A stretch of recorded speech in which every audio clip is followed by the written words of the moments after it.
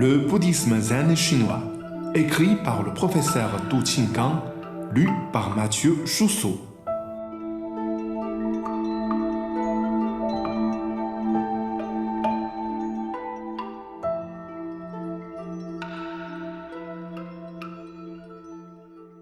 La journée de Jiaozhou.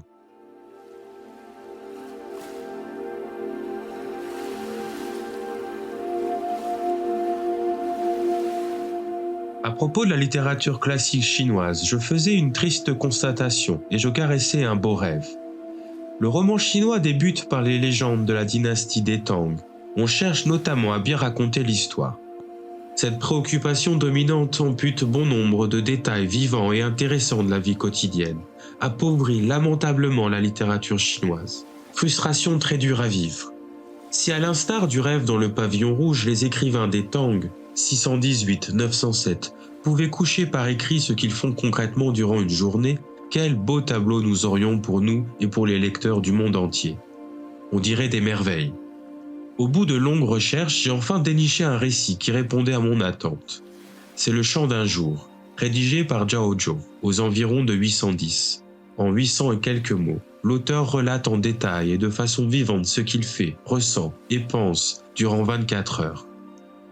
Jiaozhou est un maître zen des plus célèbres, descendant de 4e génération de Huineng, le 6e patriarche. Érudit, laborieux et perspicace, il a traversé courageusement de multiples souffrances, a beaucoup voyagé, est devenu apte à percer le monde d'en bas, ébranlant l'Antiquité et faisant rayonner le Chan de son époque.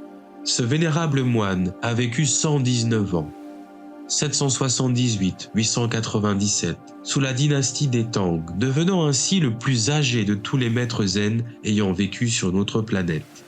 Un grand nombre de koans célèbres proviennent de son initiative. Quand tu as mangé ta soupe de riz, va laver ton bol. Cueille des fleurs, cueille des fleurs. La loi sacrée, un arbre dans le jardin. Buvez du thé, buvez encore du thé. Le chant d'un jour est composé lorsque Jiaozhou est dans une période obscure, au moment pourtant où il est plus fort en verve poétique. Visuel, sincère et touchant, ce long poème en prose rayonne par son réalisme, rarement vu sous les Tang. À mon avis, on ne lui a pas accordé suffisamment d'égards, c'est un chef-d'œuvre hors du commun. Un moine qui écrit s'attache le plus souvent au mystère, à l'éveil, à l'illumination et à la délivrance des masses. Jiaozhou emprunte un autre chemin. Il brode en détail sur la dureté de sa vie quotidienne. À partir de l'aube, nous retraçons la vie pénible du prochain maître zen de poésie en prose. Les coqs ont chanté. Il est 4 heures du matin. Je dois me lever. À l'idée que les vêtements me manquent, j'aime mieux garder le lit. Pas de robe en bas, ni de veste en haut. Un manteau à peine pour couvrir mon corps. J'ai un pantalon, mais usé aux hanches, troué partout. J'ai une veste, les manches sont déchirées. Mes cheveux sont en désordre, mon visage tout sale. Je n'ai pas pris de bain depuis 1 mois. J'avais envisagé de délivrer les masses, et me voilà dans une situation lamentable. Tout le monde se moque de moi. J'habite dans une cour délabrée d'un village désert et reculé, entouré par les pénuries, rongé par les souffrances. Je veux cuire un peu de soupe de riz, mais je n'ai pas de grains de céréales. Je ne peux que regarder voltiger des poussières devant la fenêtre remplie de vide. Les moineaux criaient dehors, cherchant de quoi manger. En dehors de ces bruits, personne ne me contacte, personne ne vient me saluer. Je reste assis tout seul. J'entends dans ma solitude les feuilles tomber une à une au gré du vent. Les maîtres nous disent, une fois devenu moine, on doit couper ses liens avec les siens et se détacher du monde. Mais échoué dans un état si triste, mes larmes ne s'empêchent de couler. Parfois à flot. Le soleil monte bien haut dans le ciel. Perturbé par les tracas terrestres, le cœur paisible se trouble, se remplit d'ennui. Les bienfaits fort intentionnés entraînent des désagréments. Le paysage est infiniment beau dans notre cœur, mais beaucoup cherchent ailleurs, négligent de cultiver leur champ de bonheur intérieur, oubliant de balayer leur propre cours. Très souvent, on rencontre des contrariétés. Le plus détestable est qu'au lieu de cultiver le bonheur récompense, de donner à manger aux moines, le vieux Huang va jusqu'à laisser paître son âne devant le temple. C'est l'heure de prendre le petit déjeuner, N'ayant pas de riz pour faire la soupe, je ne peux que regarder les fumées danser autour de moi. Ça fait longtemps que je n'ai pas goûté au petit pain cuit à la vapeur. Le souvenir me fait venir de l'eau à la bouche. Je dois faire de grands efforts pour la réprimer. Sont très rares les gens bien intentionnés. Beaucoup se plaignent du ciel et des autres. Parmi 100 familles, il est difficile de trouver un vrai bienfaiteur. Ceux qui fréquentent le temple demandent plutôt du thé à boire. Si on les refuse, ils repartent tous indignés. Il sera bientôt midi. Le moine que je suis reste encore dans les embarras et la pénurie. Je ne sais pas pourquoi je suis invité à habiter depuis longtemps dans un village aussi inculte que délabré. Je subis fréquemment les humiliations et insultes des villageois. Souffrant de faim et de froid, les peines sont si fortes que constamment je pense à la mort, à terminer d'avance ma triste vie terrestre. À cela s'ajoute Zhang, 3e du nom, qui aime tout renverser, et Li, 4e, au cœur noir. Ils ne savent pas du tout respecter les autres. Tout à l'heure, ils sont venus au temple, non pour les encens ni pour vénérer le Bouddha. Ils me cherchaient pour du thé à boire et emprunter des papiers. Le soleil est au zénith, mon déjeuner suspend encore dans le vide. Je me renforce moralement, je prends mon bol, je vais mendier de la nourriture. Je me précipite au sud, je me dirige à l'est. Le foyer du nord extrême ne m'a pas refusé. On m'a donné du sorgho rouge, un peu de légumes salés et quelques laitues macérées dans du vinaigre. Le bon donateur répétait sans cesse « Ce n'est pas facile de t'entretenir de cette manière. Le moine que tu es, tu dois bien cultiver les vertus et cherche à devenir un moine, digne de son titre. » Le soleil commence à décliner, je cherche un endroit bien ensoleillé. Je reste là, béatement exposé aux rayons. On a bien dit, lorsque l'on a bien mangé, on peut oublier toutes les famines. Aujourd'hui, j'ai heureusement expérimenté cette formule. Je n'ai plus besoin de méditer assis. J'entends une nappe de roseaux sous le soleil et dors tranquillement.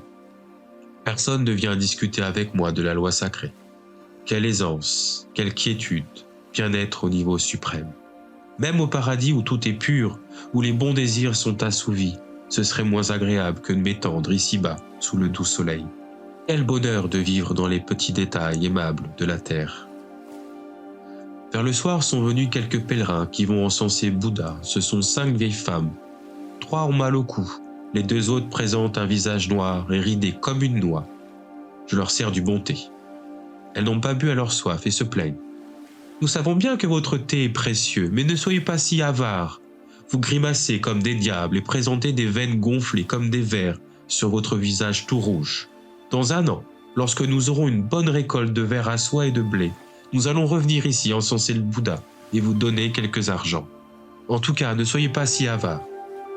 Le soleil va se coucher. Qu'est-ce que je peux faire en dehors de rester triste dans ce village délabré et de rester dans ma solitude?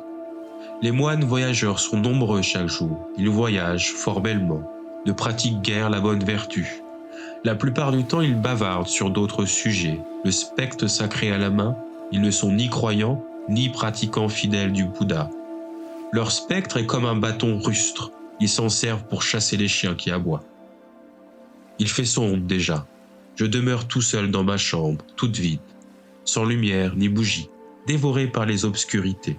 Je n'entends pas la cloche. Je tue le temps. Les rats courent et sautent partout. Ils font beaucoup de bruit. Pour ne pas sombrer dans l'inertie, dans la décadence, je récite en silence le sutra du diamant.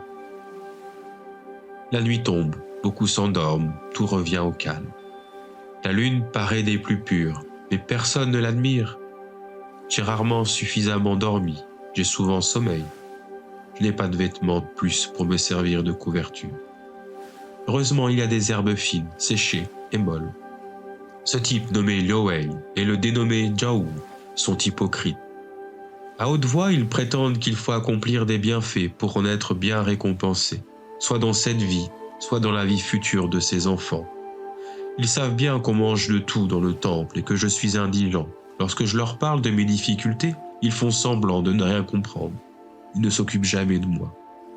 Il est 3 ou 4 heures du matin, mon cœur ne trouve pas la tranquillité. De tous les moines dans ce monde, lequel est aussi tragique que moi? Je me couche, sur le lit en terre, couvert d'une natte en roseau, avec un tronçon d'arbre comme oreiller, dépourvu de couverture. Pour les grandes cérémonies, je ne peux utiliser que les encens médiocres qui sentent la merde de bœuf. Ainsi se referme l'horloge de 24 heures qui débute par le manque et se termine par la pénurie. Pour mettre en relief le talent littéraire de Zhao Zhou, je me permettrai de citer le texte original de la dernière strophe du Chant d'un jour. 半叶子，心境何曾得咱知？思量天下出佳人，似我住持能有几？土榻床，破炉席，老榆木枕全无备。尊相不烧安息香，灰里惟闻牛粪气。 Moine célèbre sous les Tang 618-907, Zhao Zhou anticipe 2 dynasties de littérature chinoise comme écrivain, même s'il n'en était pas conscient à cette époque. Dans un langage à demi tourné vers le parler quotidien, qualifié plus tard de baihua, l'auteur du chant a su miraculeusement combiner les poèmes à chanter des sons et les théâtres des yuan, avec le mérite que beaucoup ignorent d'avoir rafraîchi et rénové l'écriture classique chinoise. Réaliste, sincère et plein d'humour, le futur maître décrit notamment les côtés sombres de la mentalité chinoise classique qui reste encore vivante de nos jours. Les plaintes des 5 vieilles femmes nous touchent encore par la vivacité stylistique subtile d'un grand écrivain. De partout une voix nous murmure. Le zen est omniprésent, dans le bois comme sur l'eau, sous le doux soleil comme sur la couche glaciale, au fil des fumées comme au gré des bruits. Cette sagesse pourrait mieux alimenter notre vie mêlée de peine et de joie. Telles sont les originalités du zen cultivé par le grand maître Zhao Zhou.